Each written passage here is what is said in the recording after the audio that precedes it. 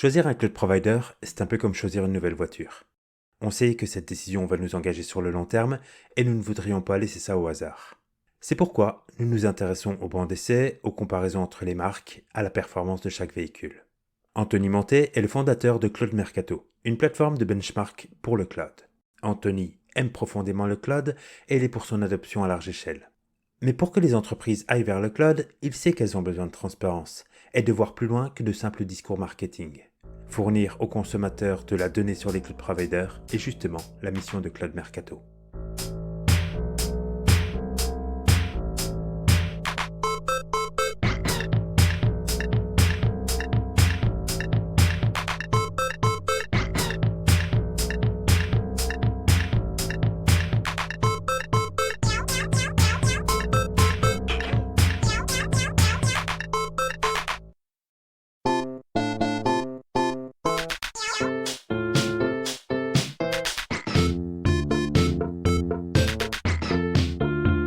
Salut Anthony, bienvenue. Salut Stéphane. Alors aujourd'hui, on est là pour parler d'une étude, entre autres, que tu as fait et qui avait attiré mon attention sur les hyperscalers. Alors déjà, première question, c'est quoi un hyperscaler? Je pense qu'il y a plein de définitions d'hyperscaler. Moi, la définition que je donnerais à ça, c'est un cloud provider qui propose toute une panoplie de services et qui permet surtout aux clients de pouvoir échelonner en français leur SI, leur architecture à une grande échelle. Là où un small and medium provider, il va vous proposer des VM, de l'IaaS, peut-être du PaaS, du SaaS, etc., mais pas à la même échelle. Si je réfléchis en termes de 10 000 VM, par exemple, bah, je serais forcé d'aller vers un hyperscaler, donc l'un des 5 ou des 6, ça dépend du nombre d'hyperscalers que vous voyez. Ok. Pourquoi alors faire ces études? Bah, en fait, c'est typiquement le rôle de Cloud Mercato. On est un cabinet de recherche et de consulting spécialisé dans l'analyse du marché du cloud. Notre idée, c'est qu'il y a plein de fournisseurs, il y a plein de produits, plein de services, il y a du PaaS, du IaaS, du SaaS, du CaaS, enfin tout ce qu'on peut imaginer en as a service aujourd'hui. Et en fait, beaucoup de gens se fixent seulement sur les leaders de marché, AWS, Azure, Google aujourd'hui et peut-être d'autres. Mais les gens se fixent sur les leaders, alors que nous, dans notre idée, Cloud Mercato, on veut donner des datas qui sont vraiment représentatives des produits, c'est-à-dire de la performance, du prix, des certifications, des locations et plus encore, et pas juste se fixer sur les bénéfices nets ou les parts de marché annuelles, enfin ce genre de choses, vraiment des choses qui concernent le consommateur et pas Forbes ou ou simplement les hyperscalers entre eux, quoi. Donc tu fais des études, celles-ci portées sur des hyperscalers, mais tu fais des études plus générales sur d'autres composants, je sais pas, par exemple le serverless. Ouais, tout à fait. On n'est pas du tout fixé sur les hyperscalers. Comme je disais, notre idée, c'est détourner aussi les consommateurs de ce mode hyperscaler, leader de marché. Et on pourrait faire sur d'autres types Scaleway, 3DS, OVH pour parler des Français, mais on pourrait faire avec UpCloud pour parler finlandais ou encore d'autres small and medium cloud providers. L'idée, c'est vraiment de faire la promotion de tous les clouds sans discrimination et vraiment de montrer aux utilisateurs quels sont les avantages qu'ils peuvent trouver pour un cloud ou pour un autre. L'étude qu'on a fait il y a pas longtemps, en fait, elle était vraiment sur les hyperscalers, les 5 gros, AWS, Azure, Google, IBM et Oracle. Et on a fait cette étude-là sur les 5 hyperscalers américains aux US. Mais l'étude publique qu'on avait faite avant, elle était par exemple sur l'object storage en Europe. Ici, on a pris un panel d'object storage qui est assez complet et sans aucune discrimination au niveau de taille, etc. Donc, les sujets en fait qu'on peut traiter, ils sont aussi différents, aussi variables que le cloud peut l'être en réalité. Si je prends par exemple une étude sur de l'object storage, alors comment ça va se passer de faire cette étude-là? Sur quoi porte en fait ton étude? Comment tu vas la réaliser? Simplement, on va trouver un sujet de base. Ici, le sujet, c'était Object Storage Europe. Alors, qu'est-ce qu'on fait?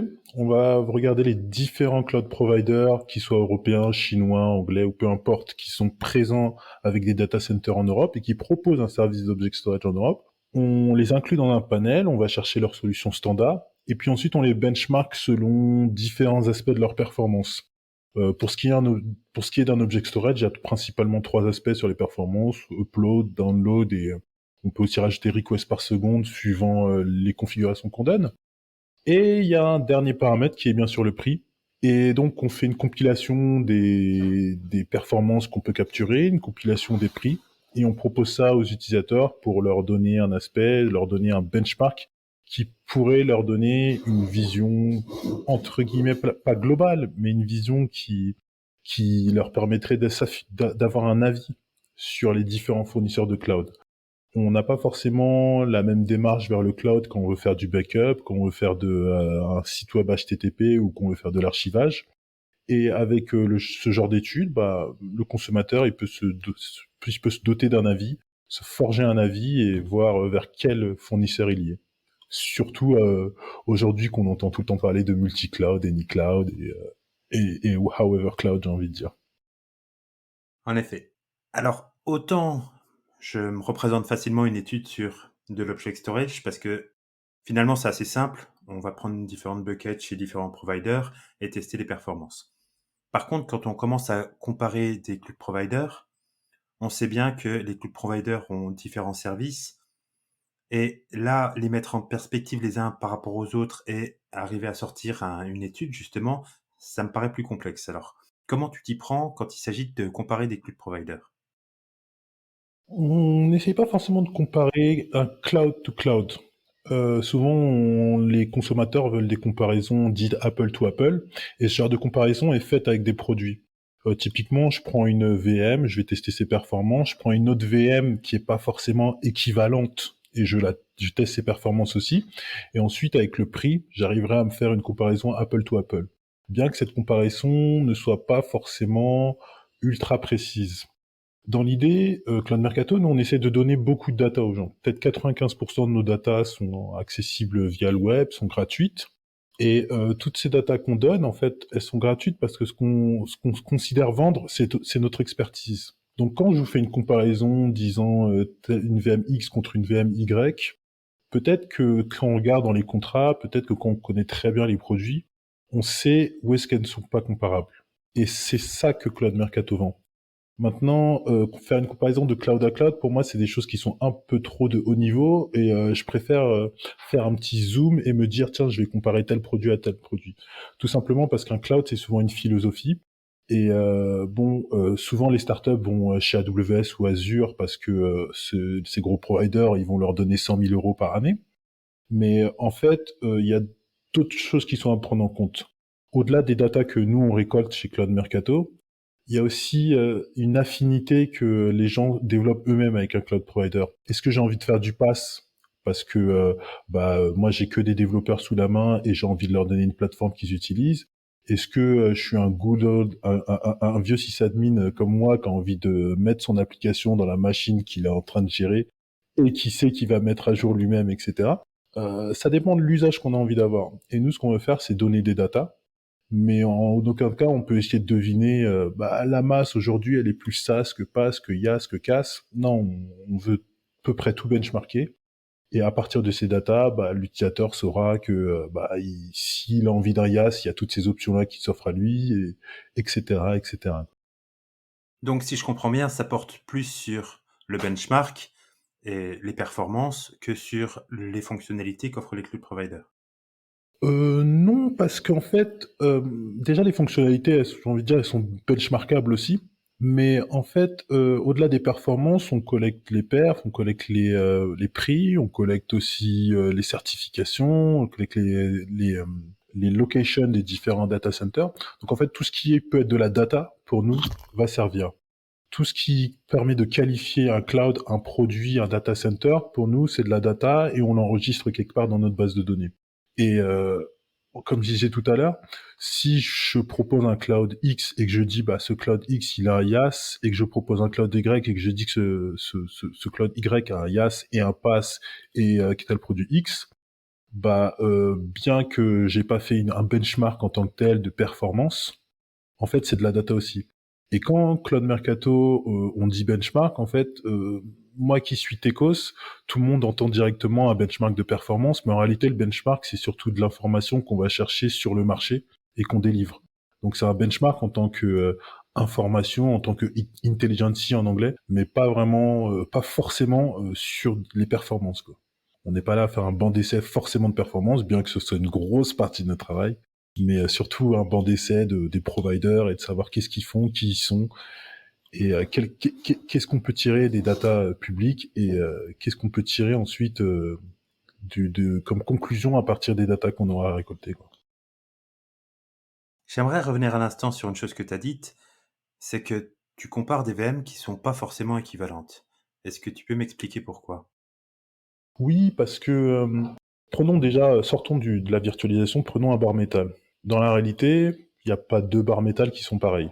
Et on a des cartes mères différentes, on a des disques durs ou SSD différents, on a des CPU différents. Et même si je suis un provider X et que je vois un provider Y qui me sort un nouveau CPU, si je veux avoir exactement le même CPU, je suis même pas sûr de l'avoir. Peut-être que j'aurai la génération d'après, d'avant, une petite lettre, un petit CPU flag en plus, ou peu importe. Oui, si on rajoute la virtualisation, après on a la version du kernel Linux, on a le KVM, on a le QEMU, on a plein de détails qui font qu'en fait les VM ne sont pas identiques. Si on veut rester sur sur de l'incomparabilité de haut niveau, on va dire déjà CPU shared ou pas. C'est-à-dire est-ce que le cloud partage les CPU qu'il vend à ses clients.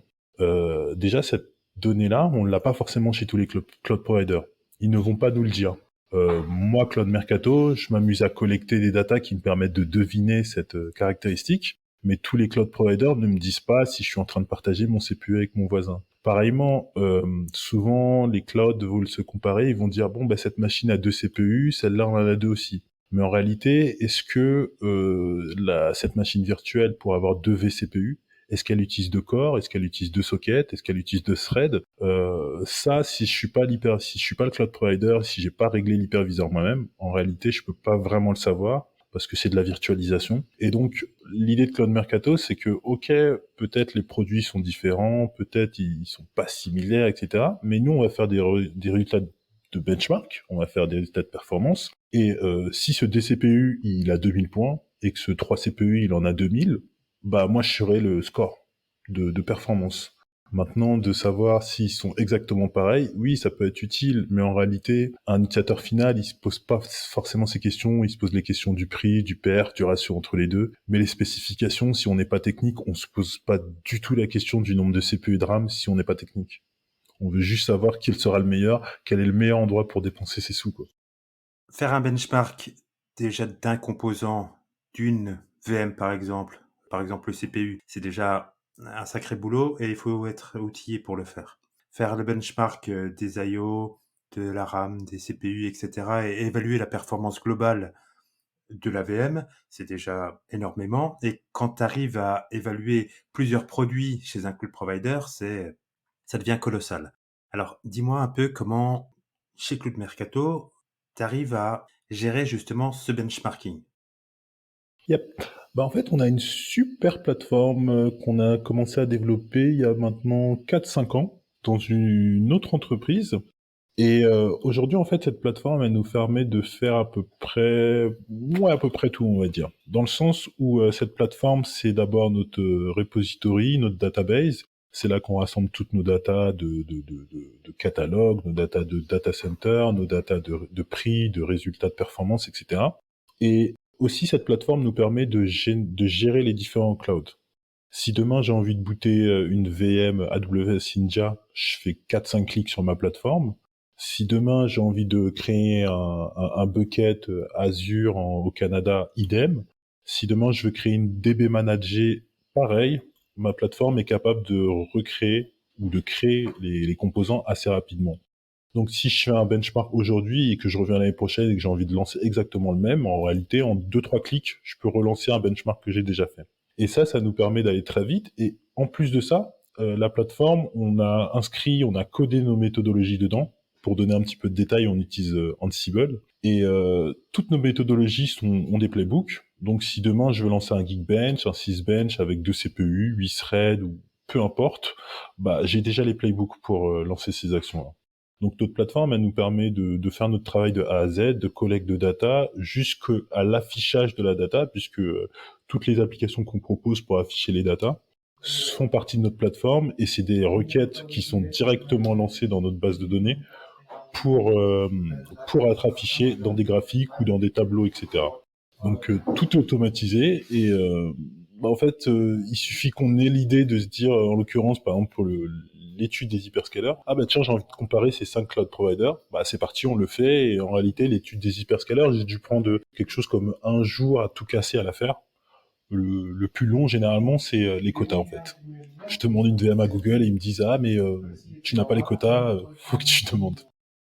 Alors quand tu réalises justement un benchmark, et comme tu l'as dit, on est sur du cloud public la plupart du temps, et notamment si je reprends l'exemple de la VM, tu dis que c'est pas sûr évidemment que tu sois le seul à utiliser le CPU. Ce qui veut dire que quand tu vas faire un benchmark, la VM sur laquelle tu vas faire tourner ton outil de benchmark, finalement, va refléter la façon dont la VM va performer à ce moment-là. Comment tu t'assures d'avoir quelque chose qui soit véridique?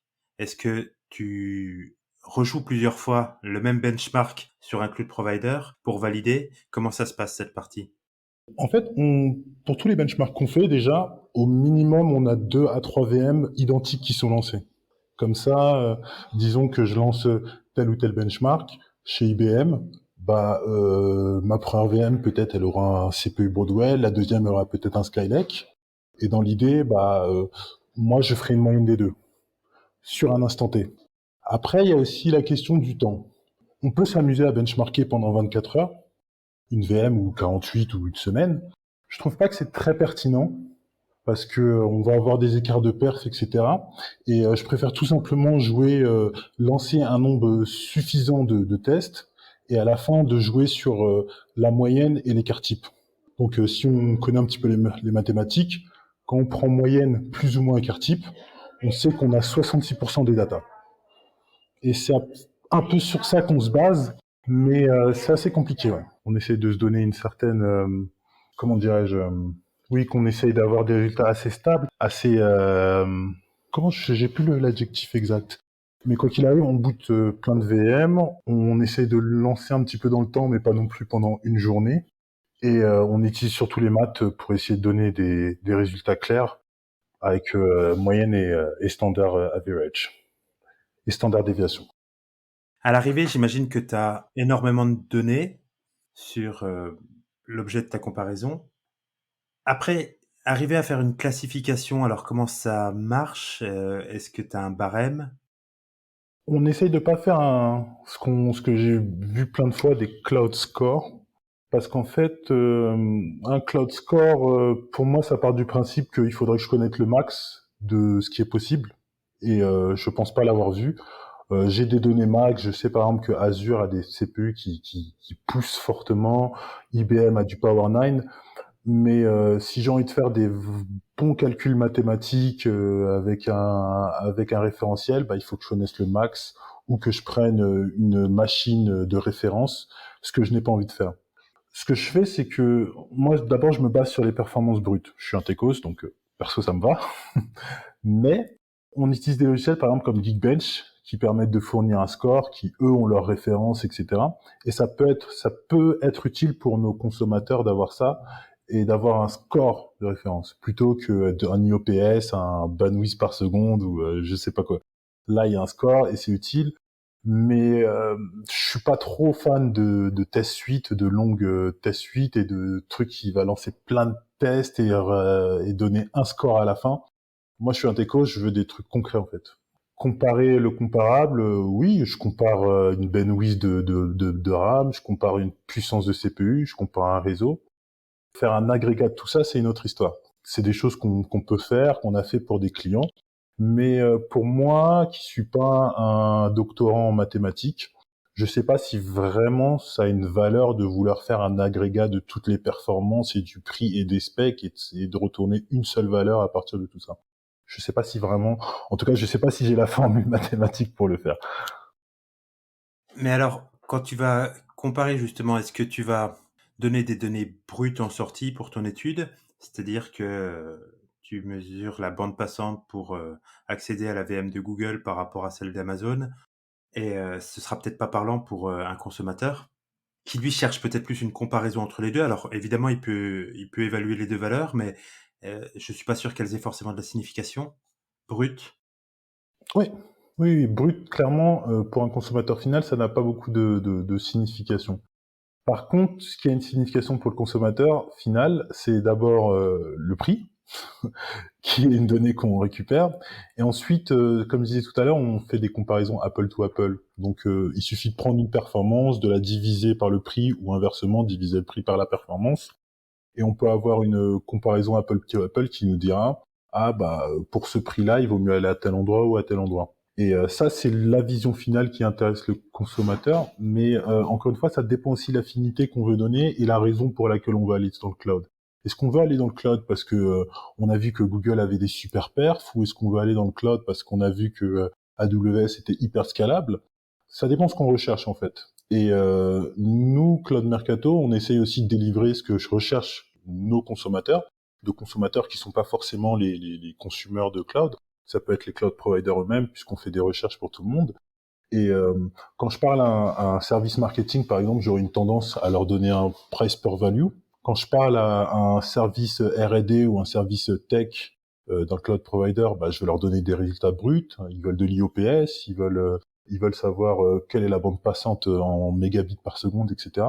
Ça dépend vraiment de l'audience, en fait, qui s'intéresse aux data. Et nous, on a la flexibilité de pouvoir produire ce qui intéresse, que ce soit au niveau, que ce soit en graphique, que ce soit en tableau, ou même de créer des superbes tableaux croisés dynamiques. Il n'y a pas de problème. Ça dépend de l'audience, en fait. D'accord. Tu fais pas comme Gartner, un magique cadran. Bah, Magic Cadran, c'est bien, mais qu'est-ce que j'aurais à exprimer avec, en fait? C'est aussi ça la question. Parce que ça fait partie, c'est une bonne partie de mon travail. En fait, j'ai beaucoup de data. On a des millions et des millions de data points. Le défi, c'est que faire avec, comment les afficher. Et quand on a un superbe graphique, bah, faut qu'il soit parlant. Moi, c'est souvent que je fais des super graphiques, ils sont trop bien, trop beaux, ils expriment tellement de choses en un seul coup d'œil, et que je le montre à quelqu'un, et il me dit, mais ça veut rien dire, je comprends pas, t'as pas mis de légende là, mais si, la légende, enfin, voilà. Et il y a tout ça que, en fait, un graphique c'est compliqué, et un Magic Quadrant de Gardner, en fait, ça retourne sur la notion dont je parlais tout à l'heure, qui est, est-ce qu'on veut comparer un cloud à un cloud? Est-ce que j'ai envie de comparer Azure à OVH, etc., etc. Nous, on est plus bas, on est sur les produits. Donc, un Magic Quadrant, c'est pas forcément adapté. J'ai envie de dire, je peux vous délivrer des Magic Spider Graph, si vous voulez. Mais le cadran en tant que tel, c'est pas très adapté à ce qu'on fait nous. Mhm. Quand tu parles de comparer des pommes avec des pommes, je me pose quand même cette question, c'est que demain je demande à Claude Mercato de me faire une étude sur qui a le meilleure fonction de service et que, comme tu le dis, tu as beaucoup de data points sur ça. Donc, il va y avoir différentes choses que tu vas mesurer, peut-être le call start, peut-être la performance, peut-être la sécurité. Et justement, comment tu vas pondérer tout ça pour finalement me fournir une étude où tu pourras me dire celui-ci est meilleur que celui-là. Ou en tout cas, peut-être pas meilleur, parce que ce serait donner un jugement de valeur, mais en tout cas, plus performant. Oui. Bah, pour ce qui est de la performance, clairement, un lambda, enfin, je réduis la chose à lambda, mais on va dire function et serverless. Clairement, c'est du compute. Donc, moi, dans mon cerveau, c'est pas compliqué à benchmarker de me dire quelle est la performance que je peux avoir avec. C'est simplement une perte de CPU. Le truc qui est assez marrant avec le function as a service, c'est qu'ils veulent nous mettre des facturations à la microseconde, à la nanoseconde, etc. Et bah, en fait, si on faisait le ratio avec des VM, peut-être pas partout, mais si on devait faire le prix performance ratio avec des VM et avec le functional service, je pense que les VM seront beaucoup mieux en termes de d'efficacité. Et d'ailleurs, si on devait continuer ce parallèle-là et qu'on devait aller chercher nos barres métal des années 2010 et 2000, je pense qu'ils auraient encore un meilleur ratio. Mais c'est une autre histoire. Et donc, je prends mes lambda, je prends mes serverless, je peux faire une comparaison Apple to Apple avec le prix et la perf. Pour moi, le ratio des deux directement va me répondre à cette question. Ensuite, chez Cloud Mercato, on a envie d'évoluer vers une autre chose, qui est se poser la question de l'affinité des utilisateurs. Pour ce qui est d'un serverless, tu m'as parlé tout à l'heure de sécurité. Et par exemple, ce qu'on veut faire, qu'on n'a pas encore fait, c'est de dire, OK, nous, on vous a donné le prix, la perf, le ratio prix-perf. et on vous dit que par rapport, ce provider X par rapport au provider Y a mis un certain enclin sur la sécurité. Ils sont en sécurité plus plus. Cependant, Cloud Mercato, nous, on ne sait pas quelle est la note que vous donnez à la sécurité. Donc en fait, ce qu'on prévoit de faire, c'est dire, il y a le prix perf, on vous donne un petit curseur comme ça, et vous ajustez l'affinité que vous donnez à la sécurité, ou à la rapidité, ou à la souveraineté, ou peu importe l'aspect qu'on vous a remonté. Et en fonction de la note que vous aurez donnée à ces aspects-là, le prix perf va diminuer ou augmenter. Et on veut aller vers ça parce qu'on sait très bien que nous, on donne des datas simples, neutres, objectives, et que toujours il y a des petits trucs derrière qui disent oui, mais attends, mais moi je suis plutôt comme ça que comme ça, et moi je suis plutôt comme ça que comme ça. Et en fait, on peut pas dealer avec l'affinité de tous les utilisateurs de la planète. Et on veut quand même être automatique, donc on va aller vers cette manière de voir les choses. Du coup, c'est quand même des données qui sont très liées à la performance donc, et au prix, si je comprends bien. Ouais. Mais en tant que consommateur de cloud, par exemple, moi, je vais avoir un use case bien spécifique qui est le mien. Enfin, en attendant, je le partage aussi sûrement avec d'autres personnes. Admettons que mon use case, ce soit de faire tourner un WordPress. Et en fait, ce WordPress, peut-être, les choses que je vais vouloir savoir sur lui, c'est comment il est résilient. Peut-être pas pris le bon exemple avec WordPress, mais c'est pas grave. Comment il pourrait scaler, la base de données, l'écriture, etc. Donc il y a des choses où je veux dire, là je sais que dans l'année j'ai toujours une période où je vais avoir beaucoup de monde, donc j'ai besoin de scaler, etc. Je veux dire le use case, est-ce que tu le testes? Est-ce que tu as que de la donnée brute, ou alors tu vas dire tel cloud provider par exemple serait bien placé pour faire tourner tel type de workload? Le test d'application en tant que tel, c'est quelque chose qu'on sait faire, qu'on a déjà fait, et qu'on fait que si on nous demande, parce que il y a tellement d'applications et de manières d'installer une application qu'on peut pas se permettre de tout installer et de tout faire. L'idée de Cloud Mercato, c'est d'abord de donner des résultats de perf d'infrastructure et de prix, bien sûr, d'infrastructure. Comme ça, disons par exemple, je teste tel SSD, et je serai capable de dire au consommateur, ok, tel SSD, il est capable de remplir 50 000 IOPS.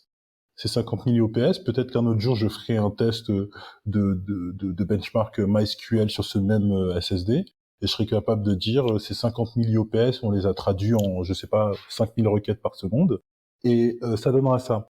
Après, si l'utilisateur veut scaler son WordPress, faire du achat sur son MySQL ou du achat sur son Nginx ou peu importe la manière dont il fait les choses, ouais, on peut partir dans ce benchmark-là, mais c'est pas quelque chose qu'on fait généralement pour les consommateurs, c'est quelque chose qu'on fait pour en tant que service de consulting pour les cloud providers. Et de notre point de vue, c'est devinable à partir des résultats de performance d'infrastructure. Il y a une question que je me pose, liée à ça, c'est que tu veux comparer, comme tu l'as dit, donc des pommes avec des pommes, et quand tu vas comparer 2 cloud providers, mettons, sur leur performance de VM, tu vas les comparer sur des VM que tu aurais estimées à peu près identiques. Oui, Ce qu'il y a, c'est que cette VM reflète pas non plus l'ensemble des VM que peut avoir le cloud provider, et je doute qu'un consommateur veuille aller chez un cloud provider pour un seul type de VM. Est-ce que ça t'est déjà arrivé d'avoir, par exemple, tu vas tester une VM small, une VM medium, une VM large, etc. pour à peu près avoir une idée de est-ce que la performance s'écroule? Est-ce qu'il y a quelque chose qui change quand on va demander des plus grosses VM ou des plus petites VM? Est-ce qu'on va avoir les mêmes performances? Est-ce qu'on va avoir un aussi bon cloud provider selon le type de VM qu'on choisit? Ou alors ça va rester sur il nous faut une baseline et on prend cette baseline? déjà, ce qu'on fait, c'est que on essaie de scaler. Généralement, le minimum qu'on fait, c'est de 2 à 8. On pourrait monter de 2 à 64, c'est pas un problème, mais quand je dis de 2 à 8, c'est 2 à 8 CPU. Ensuite, pareillement pour le block storage. Le block storage, on essaye de prendre tout le temps 50 gigas par CPU. Donc si j'ai une VM à 4 CPU, j'aurai 200 gigas de block storage. J'ai une VM à 8 CPU, j'aurai 400 gigas de block storage, etc. Et tout ça parce qu'on a très bien vu que dans le cloud, plus la VM est grosse, plus les performances sont meilleures. Je parle pas juste des performances du CPU, je parle aussi des performances réseau. Si on prend Oracle, par exemple, je sais que on a 1 gigabit par OCPU. Donc plus on a de CPU, plus on a de gigabits en bande passante. Pour exprimer ça, Cloud Mercato, on se doit de monter en échelle sur les VM qui sont proposés. Et ensuite, tu m'as parlé que les VM qu'on benchmark ne représenteront pas forcément le catalogue des cloud providers. Et ça, je suis complètement d'accord. Si on prend par exemple AWS ou Azure, ils ont des catalogues à 400 VM. Donc, benchmarker un type de VM ne sera pas très parlant. Donc, on essaye de benchmarker le maximum. Généralement, pour quasiment tous les gros providers, on a benchmarké la plupart des VM de 1 à 8 CPU. À part si ça coûte trop cher, comme des VM GPU ou des choses comme ça. Mais sinon, on essaie toujours de benchmarker de 1 à 8, et c'est disponible gratuitement sur notre site internet.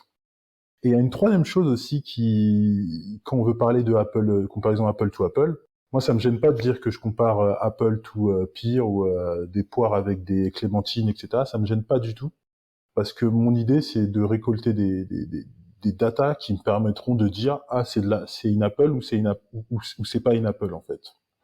Quand je vais chez Amazon et qu'Amazon me dit Compute Optimize, ok, d'accord, ils ont du Compute Optimize. Je vais chez IBM, ils me disent Compute Optimize, tiens, c'est pas la même définition en fait. Et je vais chez Azure et je regarde le Compute Optimize, c'est encore une autre définition. Donc en fait, c'est pas les mots qui vont me dire si je suis sur des produits similaires. C'est dans un premier temps, ça peut être les specs. Je regarde qu'est-ce que sont ces VM sur le papier. Mais pareil, la VM pourrait être en CPU partagé ou en CPU non partagé. Il pourrait y avoir des infos qui ne sont pas données et qui rendent ces VM in fine, et si j'ai envie d'être stricto sensus, incomparables. Donc moi, plutôt que me dire oui, mais c'est pas la même chose, c'est pas comparable, c'est du cloud, tout est flexible, tout est virtualisé. Donc je prends deux produits qui ont l'air similaires et on va voir s'ils sont similaires. Voilà quelle est notre démarche. Donc on peut faire comparaison banana ou noix de coco, il y a aucun problème. À la fin, moi ce qui m'intéresse, c'est les résultats que ça va donner. Et ça se trouve, la noix de coco sera aussi digeste que la banane, etc., quoi. Pour bien préciser, quand tu publies une étude, est-ce que justement tu as un classement dans ton étude? Et ce classement, qu'est-ce qu'il reflète exactement? En fait, dans nos études publiques surtout, parce qu'on a des études privées qui sont demandées par les cloud providers et on a des études publiques qu'on fait pour la curiosité des consommateurs. Et dans toutes ces études-là, on essaye de pas faire des classements. Ce qu'on essaye de faire, c'est de donner de la data aux utilisateurs. Et comme je disais tout à l'heure, lui, il a son affinité à se dire peut-être que moi je suis plus CPU, peut-être que moi je suis plus GPU, peut-être que moi je suis plus network. Et il va arriver sur le chapitre network et il va se dire là avec cet aspect des performances, c'est avec ça que je vais faire mon choix. Et peut-être qu'il va regarder le ratio prix-performance et se dire c'est ça qui va guider mon choix. Mais se dire oui CPU, c'est comme ça qu'on essaie on essaie de délivrer des datas aux utilisateurs pour qu'ils se forgent leur avis. Mais on n'essaye pas de dire aux utilisateurs regardez celui-là c'est le meilleur, on a testé c'est le meilleur. Et au début de Cloud Mercato, j'ai fait 2 études sur les computes en North America et en Europe que j'avais appelé Top 10, et je le regrette amèrement aujourd'hui.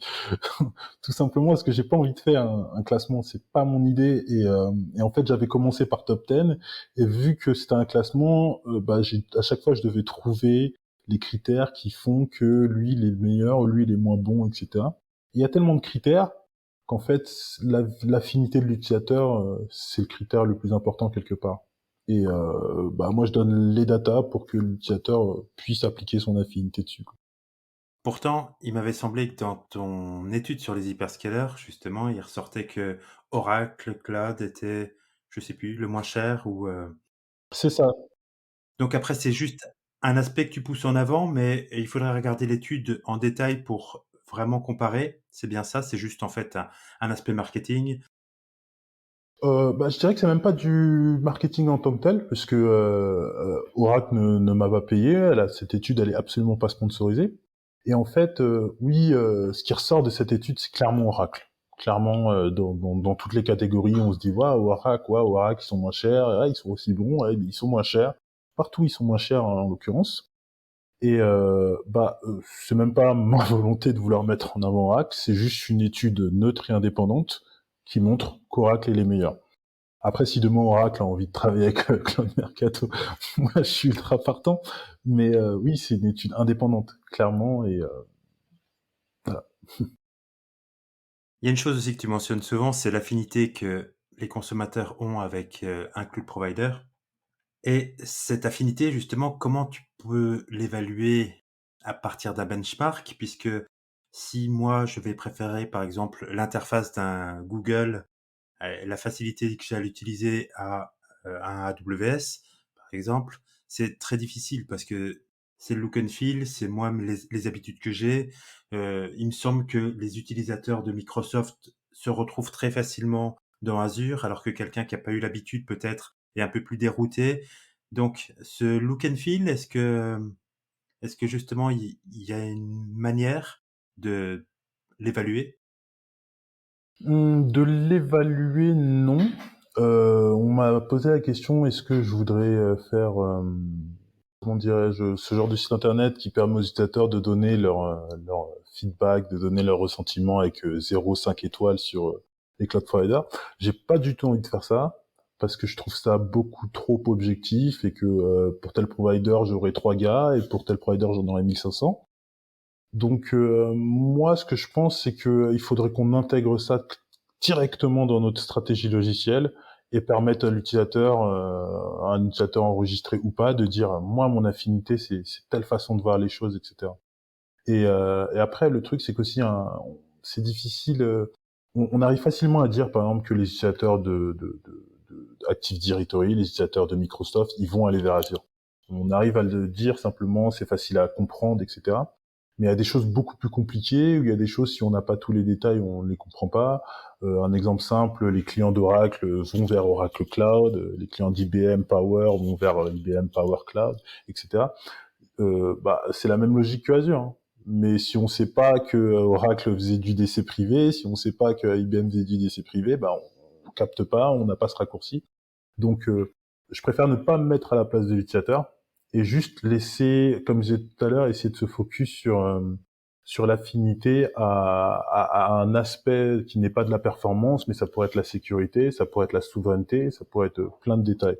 Et juste donner à l'utilisateur des curseurs, des interrupteurs qui permettront de dire, bah moi je suis sensible à ça, à 0 ou à 1, je suis sur une échelle de 0 à 1, je suis sensible à ça, ou je suis sensible à 0,75 à telle chose, à la souveraineté, ou au RGPD, ou je ne sais quoi. Et en fonction de ça, nous, on pourra créer automatiquement des scores pour les utilisateurs. Mais aujourd'hui, on veut vraiment pas se mettre dans le cerveau des utilisateurs parce qu'on a commencé à rentrer dedans, mais ça comporte beaucoup trop de biais. Beaucoup de cloud providers, par exemple, sont des passes, et si on regarde le pass de loin, on va dire ça coûte cher. Comme à l'époque, et comme on dit toujours, le cloud, ça coûte plus cher que le on-premise. Mais ce plus cher, en fait, il vient d'une certaine envie de ne pas vouloir manager certaines choses. Donc, c'est pas plus cher en réalité. C'est juste l'affinité, encore une fois, de l'utilisateur à ce genre de choses. Pour ça que le psychologique et tout, c'est compliqué. Je connais bien, c'est Apple, c'est plus cher qu'autre chose et puis quand on compare le un matériel équivalent, finalement, on retombe quand même, très proche de ce qu'on a. Ouais. Tu as dit donc que Cloud Mercato est neutre et indépendant. Hmm. Cela dit, tes études sont commandées par les cloud providers notamment. Comment tu peux faire justement pour, assurer que c'est bien indépendant? Parce que ça paraît pas évident. Je serais cloud provider et je viendrais vers toi pour demander une étude. J'espérerais bien que mon étude porte sur enfin, en tout cas, me mette en avant. Oui. Est-ce que les cloud providers viennent vers toi avec, quelque chose de très précis à comparer? Ou, commandent une étude pour, les comparer à des concurrents simplement et voir où ils se placent? Généralement, on vient me voir pour un produit précis. Et on n'a pas forcément les réponses. On vient pas me voir tout de suite pour me dire, ah, Anthony, mets-moi en valeur tel produit, parce que je ne sais pas de toute manière si je pourrais le mettre en valeur vis-à-vis des benchmarks que je vais lancer dessus. Et la procédure habituelle, j'ai envie de dire, ce serait tout simplement, prenons un exemple simple, OVH, il y a à peu près un an de ça, ils ont sorti un nouveau type de VM avec des SSD qui proposent des superbes perfs en IOPS. Et donc ils sont venus me voir et ils m'ont dit est-ce que tu pourrais aller regarder chez la concurrence qu'est-ce qu'il y a, faire un benchmark pour comparer notre nouveau produit et les concurrents, prix, performance, etc., etc. J'ai fait ce benchmark, il a été concluant. OVH avait les plus gros IOPS d'Europe, OVH avait les plus bas prix au niveau IOPS d'Europe. Et c'est à partir de ce benchmark-là qu'on va sur un processus marketing. Mais si le benchmark m'avait dit OVH est avant-dernier ou quelque chose comme ça, en fait, la prestation, elle se serait arrêtée là. J'aurais répondu à leurs questions et on n'aurait pas pu faire de marketing tout simplement parce que ça ne valait pas le coup. Et que moi, j'aurais dû me contorsionner dans tous les sens pour arriver à trouver un avantage à quelqu'un qui est avant-dernier, quoi. Donc, notre indépendance, d'abord, elle vient des chiffres. Parce que, les chiffres, on dit souvent qu'on peut les tourner dans tous les sens. Mais c'est justement ce que j'essaie de ne pas faire depuis tout à l'heure et de dire que on laisse la finalité à l'utilisateur et nous, on donne des chiffres neutres. Et ensuite, chez Cloud Mercato, il y a deux types d'études. Il y a les études privées, donc qui sont plus dans un processus marketing, et il y a les études privées, et les études publiques, excusez-moi, où là, c'est nous, on se pose des questions sur le marché, où nos utilisateurs se posent des questions, et on veut leur répondre à ces questions-là. Et les études publiques, elles sont complètement indépendantes. Il y a personne qui les sponsorise. Et les études privées, oui, elles sont focus parce on se focus sur un produit. Mais comme je viens d'expliquer, en fait, s'il n'y avait pas un intérêt à ce qu'on vous montre ce produit-là, on ne vous le montrerait pas. Parce que dans notre philosophie, on veut faire la promotion du cloud et absolument pas le Hall of Shame. Donc on a des stats, par exemple, on a des providers où le CPU est partagé à 90% du temps, mais on va pas forcément vous en parler. On préfère vous dire, regardez, celui-là, il est à 0%. Tout simplement parce qu'on veut faire la promotion du cloud. Donc on peut voir là un biais, mais je pense que c'est pour le meilleur de tous. Dans ce cas-là, si vous m'entendez pas parler d'un cloud, vous pouvez peut-être essayer de deviner qu'il est pas bon. Dans ces commandes que te font les cloud providers, est-ce que eux-mêmes n'introduisent pas des biais volontairement? Typiquement, je suis peut-être un petit cloud provider européen et je sais que niveau tarif, je suis meilleur que un hyperscaler parce que par défaut, j'ai moins de services, donc j'ai moins d'infrastructures à faire tourner. Est-ce que je peux te commander une étude en disant compare-moi aux hyperscalers sur la performance de mes VM, c'est le seul produit que j'ai, pour être sûr en fait qu'au niveau prix, je ressorte devant eux. On peut me commander ce qu'on veut comme benchmark, c'est pas du tout un problème. La question, c'est qu'est-ce qui va ressortir de ce benchmark. Généralement, mes clients, c'est les services marketing ou les services de product management, et ils sont pas forcément techniques.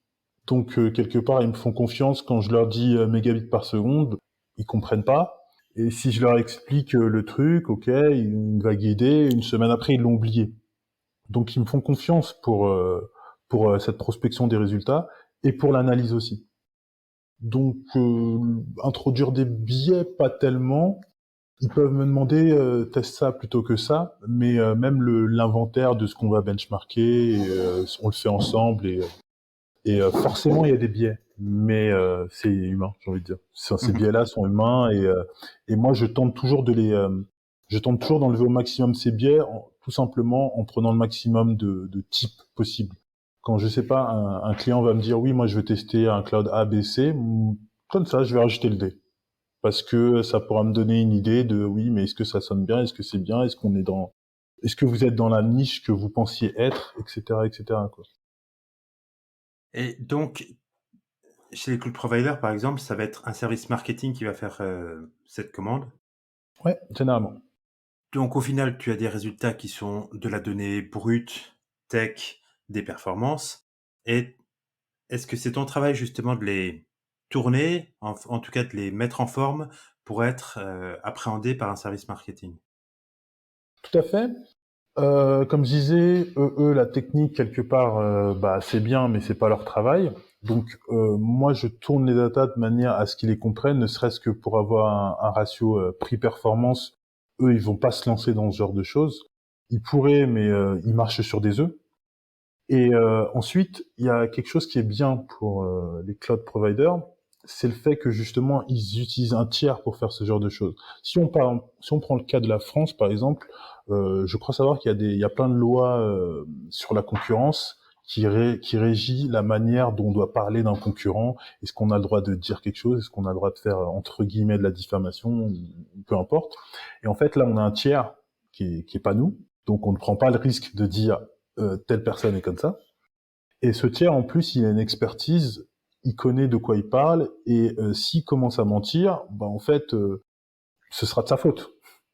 Et moi, Claude Mercato, je me permettrai jamais de mentir parce qu'en fait, c'est la base de mon business model. Si un jour quelqu'un vient et dit oui, mais attends, il s'est passé ci, tu dis pas la vérité, bah moi, c'est toute ma crédibilité qui s'effondre à ce moment-là.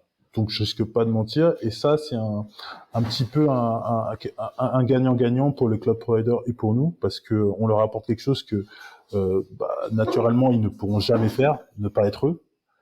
Et au travers de ça, on leur apporte notre expertise. Donc forcément, il y a des biais, forcément, on introduit des choses, mais nous, on essaye d'être neutre et indépendant, et c'est vraiment là-dessus qu'on se base, quoi. Tu m'as parlé donc des cloud providers qui sont une partie de tes consommateurs, les études publiques là qui sont publiques forcément et qui s'adressent un peu à tout utilisateur du cloud. Est-ce que tu as d'autres commandes qui viennent d'autres utilisateurs? Oui. Alors, en fait, dans notre plateforme, on a différents tiers pour la consommation de notre plateforme. On a d'abord le freemium avec bah, les utilisateurs anonymes ou n'importe qui a envie de s'inscrire sur la plateforme. Ensuite, on a les pros et ensuite on a les premium. Mais en réalité, ils ont à peu près tous les mêmes datas. Qu'on soit un premium ou un freemium, on va avoir quasiment le même nombre de providers et le même nombre de data. La différence entre tout ça, c'est la manière dont moi je vais délivrer des services, moi ou mon équipe. Et un freemium, bah, il se sert par lui-même. Et ensuite, il y a le pro où il a un petit peu plus de data. Et les pros, généralement, c'est soit nos partenaires, soit des journalistes. Donc, disons que je suis journaliste et plutôt que de prendre les datas sur les différents sites de Cloud Mercato, j'ai envie de taper leur API directement puisqu'on a une API GraphQL. Bah, avec un compte pro, je vais pouvoir taper directement l'API. Donc, si je suis journaliste ou si, disons par exemple, on a un partenaire qui s'appelle Brainboard, avec lequel on est en train de développer une petite solution. Et en fait, Brainboard permet de faire du drag and drop pour créer des architectures avec Terraform notamment. Donc voilà, je clique, je rajoute une VM, un load balancer, etc. Et l'idée en fait, c'est que Brainboard connecté à Cloud Mercato, bah, Brainboard sera capable d'avoir des données de perf et des données de prix. Donc sera capable de dire à ses utilisateurs, ah mais là tu as utilisé ça, tu devrais plutôt utiliser ça. Ou tiens, downgrade ou upgrade cette architecture-là parce que tu pourrais avoir des gains de perf ou des gains de prix. Et bah ça c'est un autre type de client qui utilise notre plateforme. Et bah oui, typiquement Freemium, Pro et Premium, c'est les mêmes data, mais c'est pas la même manière de consommer, c'est pas la même manière dont moi je les apporte aux consommateurs. Un Premium, on peut se douter que bah, je lui apporterai ces data sur un plateau d'argent avec de jolis graphes et des légendes de partout. Alors tu l'évoques, tu avais beaucoup de données, beaucoup de données, même certaines dont tu saurais pas quoi faire presque et tu exposes tout ça au travers d'une API. Alors j'imagine aussi que alors tu nous cites, ce partenariat que tu es en train de monter. Est-ce que tu as d'autres utilisateurs aussi qui ont des cas d'utilisation des données que tu génères au travers de l'API, que tu connais ou, c'est le seul pour l'instant? Alors, on a Brainboard, on en a d'autres qui se posent des questions. Il y a aussi des cloud providers qui se posent des questions, ce même genre de questions que se posent les autres cloud providers, mais qui n'ont pas forcément envie d'aller dans le premium, parce que dans le premium, il y a toute une suite de choses où en fait, un utilisateur premium n'est plus un utilisateur, c'est un client. Et par client, j'entends que vraiment on lui apporte des choses supplémentaires. Et dans le pro, on est toujours sur du self service, j'ai envie de dire. Donc il y a des journalistes, il y a des SaaS, il y a des acteurs du FinOps aussi, parce qu'en fait on a toutes les datas pour faire du FinOps, mais on fait pas de FinOps tout simplement. Et de savoir qu'il y a une entité qui s'amuse à collecter les datas de plus d'une quarantaine de cloud providers, en fait, bah, c'est un gain de temps pour beaucoup d'entreprises, et notamment celles de FinOps. Pour donner un exemple, on a Love Cloud, avec lequel on travaille.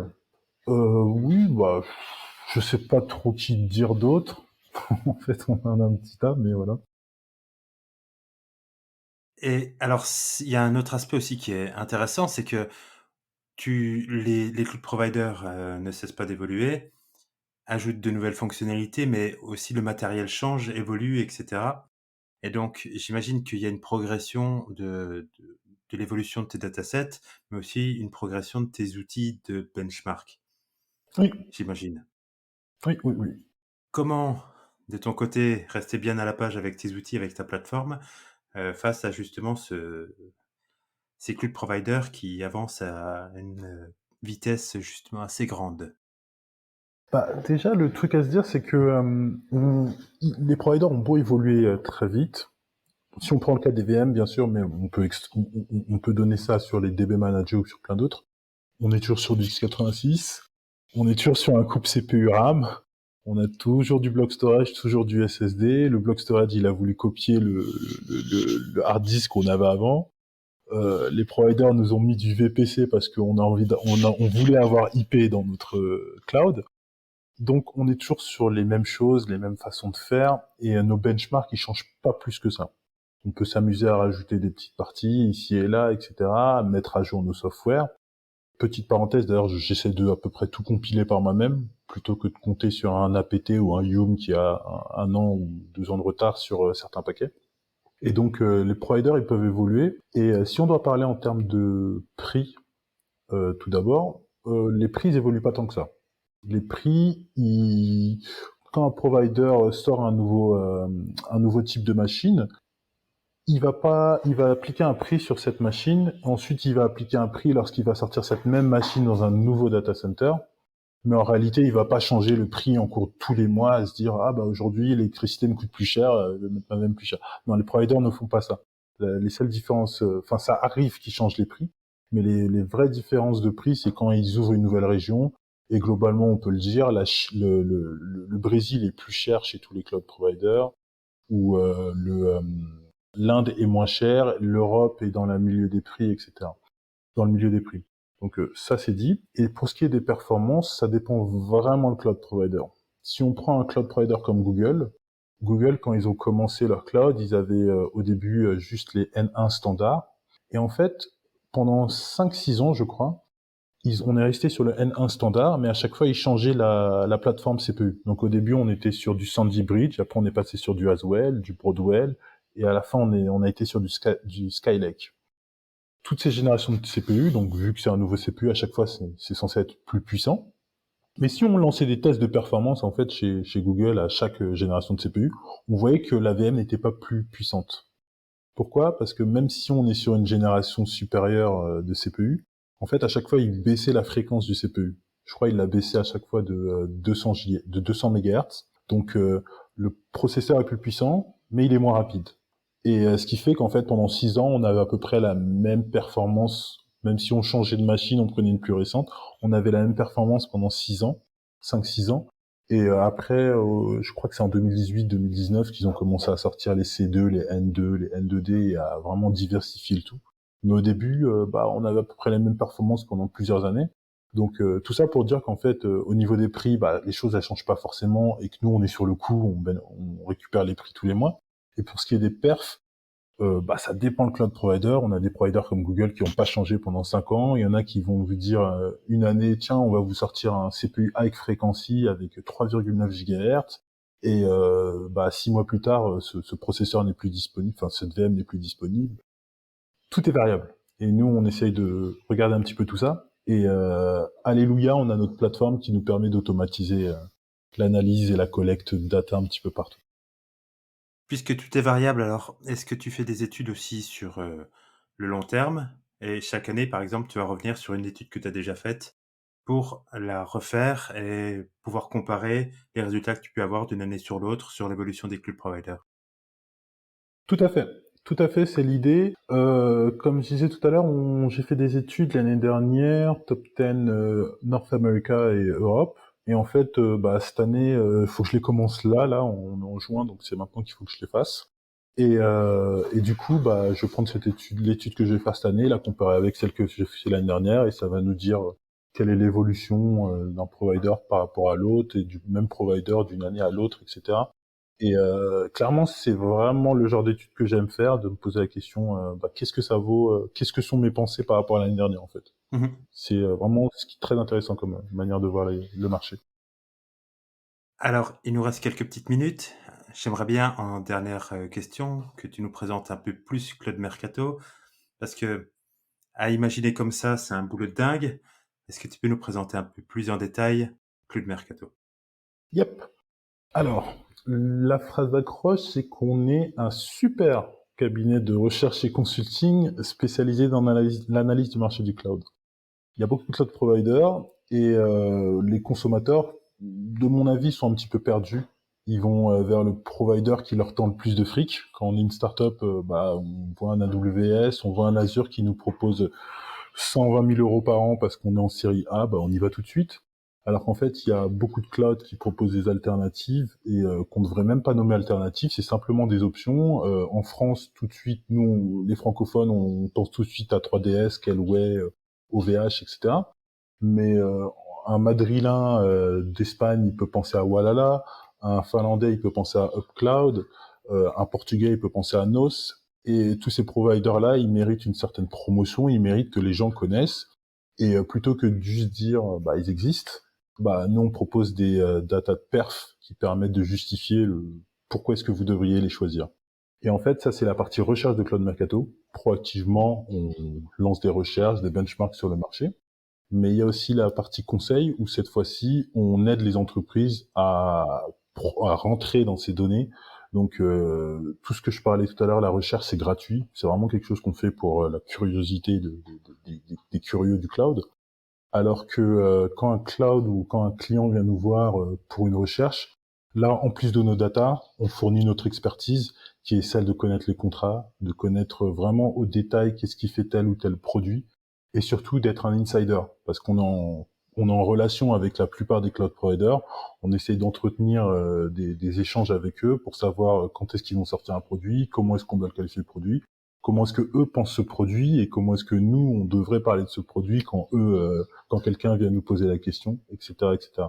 Donc on a des insights, on a des data et on a une expertise qui nous permet de qualifier les produits cloud.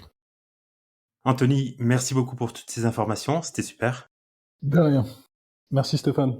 Retrouvez Anthony sur Twitter @monté_Anthony et Claude Mercato sur claude-mercato.com.